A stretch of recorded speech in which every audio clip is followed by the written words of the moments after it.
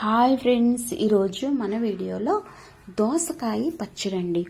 దోసకాయ పచ్చడి చాలా రుచిగా చాలా బాగుంటుంది. మన భోజనాల్లో పప్పన్నల్లో వేసి అంత రుచిగా టేస్ట్గా కూడా బాగుంటుందండి. కొద్దీ తినాలనిపించి కడుపు నిండా శుభ్రంగా తినవచ్చు. మంటగా కూడా అస్సలు అనిపించదండి. ఎంత రుచిగా ఉంటుందో ఎలాగో తయారు చేసుకోవద్దో చూద్దాం రండి. ఇలాగా దోసకాయ ఒకటి తీసుకోవాలండి. గట్టిగా చూడాలి, అది మెత్తగా ఉండకూడదు. శుభ్రంగా కడిగి దాని పైన ఉన్న తొక్కంతా మనము తీసివేసేయాలి. తీసివేసి మనం ఇలాగా ముక్కల్ని సన్నగా తరుక్కోవాలండి. అన్నీ ఒకే విధంగా తరుక్కోవాలి. అటు గట్టిగా ఉండకూడదు, అలా ఉండకూడదు, పెద్దగా ఉండకూడదు. ఈ విధంగా మనము తరుక్కొని పక్కన ఉంచేసుకోవాలి. ఇప్పుడు స్టవ్ వెలిగించి ఫ్యాన్ పెట్టేసి దాంట్లోకి 1 స్పూను ఆయిల్ వేసుకోవాలండి.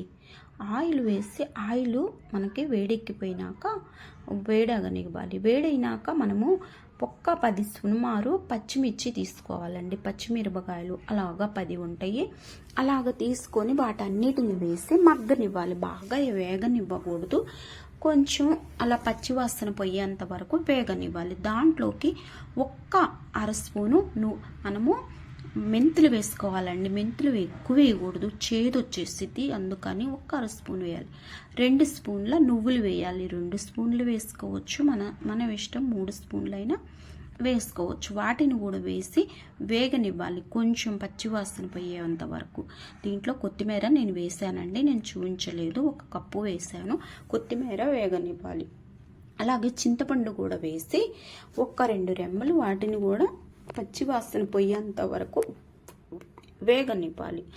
వేగినాక మనకి చూడండి అంతా ఈ విధంగా తీసి మనం కింద పక్కన తీసుకోవాలి. ఏంటంటే అది ఆరిపోవాలి గ్రైండ్ చేసుకోవటానికి. చూడండి, నాకు ఆరిపోయినాక నేను ఇప్పుడు గ్రైండ్ చేసుకుంటున్నాను జార్లో. మనకి సరిపడా సాల్ట్ తీసుకోవాలండి. టేస్ట్ సరిపడా సాల్ట్ వేసినాక గ్రైండ్ చేసుకోవాలి. గ్రైండ్ చేసినప్పుడు ఇదిగో ఈ విధంగా ఉండాలి. చూడండి, మనకి నువ్వులంతా బాగా నలిగిపోయి పేస్ట్ లాగా అలా రావాలి. వచ్చినాక కట్ చేసి పెట్టుకున్న దోసకాయ ముక్కలన్నిటినీ వేయకుండా కొంచెం అట్టి పెట్టుకొని కొంచెం దాంట్లో వేయాలి. అది మెత్తగా గ్రైండ్ చేయకూడదండి. కొంచెం పలుకులుగా ఉండేటట్టు జస్ట్ 4 సార్లు అలా అని ఇలా తీయాలి. పంటికి మనం తగులుతూ ఉండాలి తింటుంటే. చూడండి, ఈ విధంగా అనాలి, మెత్తగా అస్సలు చేయకూడదు. ఇప్పుడు పక్కన ఉంచేసి మళ్ళీ అదే ఫ్యాన్లో స్టవ్ వెలిగించి ఆయిల్ 1 స్పూన్ వేసి పోపు దినుసులు మనం వేయాలి. వేసి కొంచెం వాటిని వేయించుకోవాలండి. చూడండి, ఇలాగా మాడనివ్వకుండా కొంచెం వేయించుకొని 4 ఎండుమిర్చిని తీసుకొని వాటిని కూడా వేసి మనము దూరగా వేయించాలి. అలాగా వేయించిన తర్వాత 4 వెల్లుల్లి రెమ్మల్ని గర్భాలను తీసుకొని కచ్చాపచ్చాగా దంచి వాటిని కూడా దూరగా వాటిని కూడా వేయించుకోవాలి.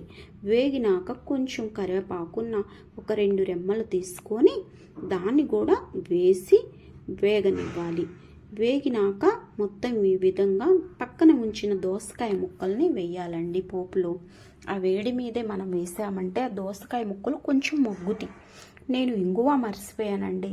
ఇంగువ 1 స్పూన్ కొంచెం చిటికెడు వేస్తే రుచిగా ఉంటుందండి. ఇంగువ వేసుకుంటే టేస్టీగా కూడా బాగుంటుంది. అదిగోండి, కొంచెం చిటికెడు వేసి దాన్ని కూడా ఆ వేడి మీదే వేగనివ్వాలి. వేసినాక మనం గ్రైండ్ చేసి పక్కన పెట్టుకున్న పచ్చడి అంతటిని దీంట్లో వేసేయాలి. వేసి మనము 1 సెకండ్ ఆ వేడి మీద అలాగ కలుపుకోవాలి. ఎందుకంటే మనకి చింతపండు వేసాం కాబట్టి చింతపండు కూడా కలిసిపోయేలాగా ఆ వేడి మీద కలుపుకోవాలండి. అంతే, దోసకాయ పచ్చడి మనకి రెడీ అయిపోయింది. చూసారా సింపుల్గా ఎలాగా తయారైపోయిందో, రుచిగా ఈజీగా. నచ్చిందా ఫ్రెండ్స్? నచ్చితే లైక్ చేయండి, షేర్ చేయండి, కామెంట్ చేయండి.